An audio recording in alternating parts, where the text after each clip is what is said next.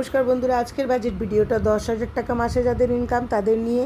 তো 10,000 টাকা যাদের মাসের ইনকাম তারা কিভাবে জমা করতে পারবে 2 লাখ টাকা, সেটা নিয়ে আজকের কিন্তু এই বাজেট ভিডিওটা আমি দিয়েছি।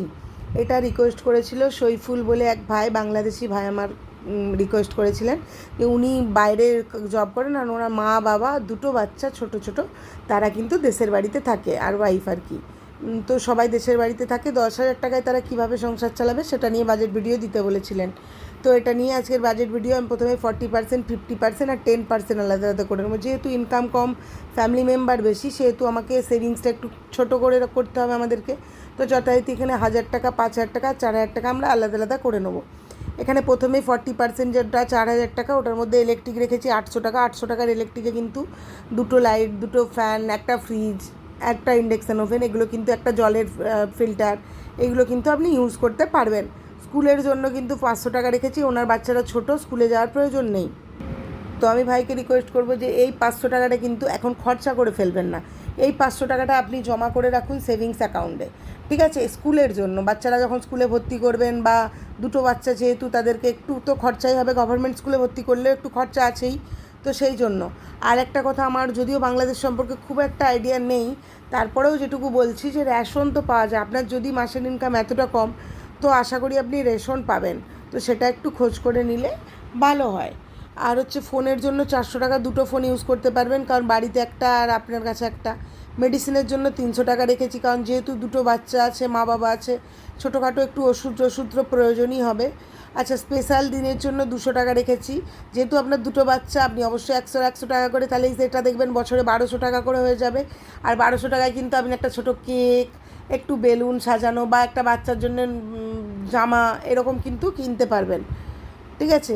তো এই গেল। এরপর এমার্জেন্সির জন্য 600 টাকা, হঠাৎ করে কেউ চলে এলো বাড়িতে, বা কোনো কিছু প্রয়োজন পড়ে গেল, বা বাচ্চারা হঠাৎ করে অসুস্থ হলো, কিছু প্রয়োজনে এই এমার্জেন্সি টাকাটা কিন্তু একটা খামে অবশ্যই রাখবেন। এটা না যে প্রত্যেক মাসে লাগবে, বাট যখন লাগবে তখন কিন্তু মোটা অ্যামাউন্ট লাগবে। তো এটা কিন্তু 2-3 মাস জমা হয়ে যদি প্রয়োজন না হয়, তখন সেটাকে সেভিংস অ্যাকাউন্টে রেখে দিলেন।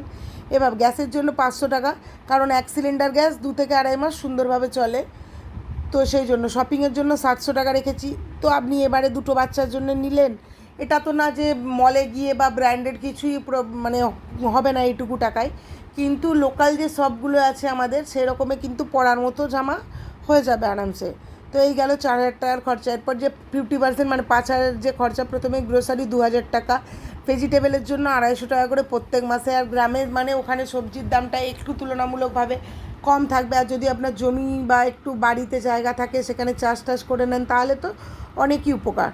আচ্ছা, নন ভেজের জন্য আমি 1,000 টাকা রেখেছি, এটাও 250 টাকা করে প্রত্যেক সপ্তাহে। আপনি ডিমটাই বেশি নেওয়ার চেষ্টা করবেন, কারণ ডিমটার দামেও কম হবে একটু, আর বাচ্চাদের প্রোটিনটাও কিন্তু ব্যালেন্স করতে পারবে। যেমন ধরুন 200 টাকার আপনি ডিম নিয়ে এলেন, আর কোনো মাসে মানে কোনো সপ্তাহে আপনি 250 টাকার ছোটো ছোটো যে মাছগুলো পাওয়া যায়, তেলাপিয়া, মৌরলা, পোনা, এই ধরনের মাছগুলো, কেচকি, এইসব মাছগুলো নিয়ে এসে কিন্তু বাচ্চাদেরকে খাওয়াতে পারেন। এগুলো কিন্তু প্রোটিন ভিটামিনও বেশি থাকে। আচ্ছা, যেহেতু দুটো বাচ্চা, সেহেতু দুধটা একটু বেশি প্রয়োজন, তো আমি 800 টাকা রেখেছি দুধের জন্য। 10 টাকা করে যে দুধের প্যাকেটগুলো হয়, সেগুলো সুন্দর করে দুটো করে নিতে পারবেন, আর 200 টাকা আলাদা রাখতেই পারবেন পাউডার মিল্কের জন্য।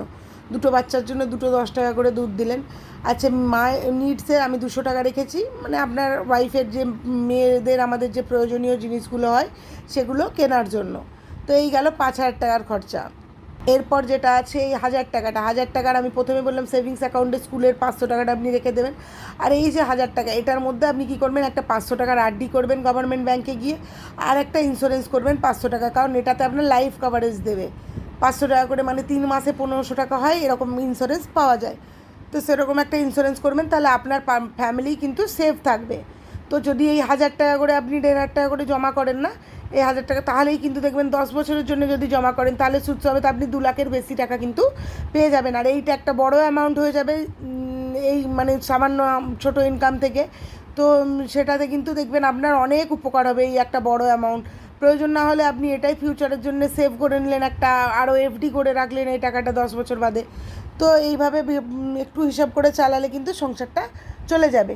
তো আশা করি ভিডিওটা বুঝতে কিন্তু কোথাও অসুবিধা হয়নি। যদি ভিডিওটা বুঝতে অসুবিধা আছে, তো অবশ্যই লাইক, কমেন্ট, শেয়ার, কমেন্ট করবেন আমাকে, কমেন্টে আমি অবশ্যই জানাবো। আর ভিডিওটা ভালো লাগলে লাইক কমেন্ট শেয়ার করবেন, আর সবাই আমাকে এইভাবে ভালোবাসার সাপোর্ট দেবেন, কারণ আপনাদের সাপোর্ট আর ভালোবাসা আমার আর আমার ফ্যামিলির জন্য সত্যিই খুব প্রয়োজন।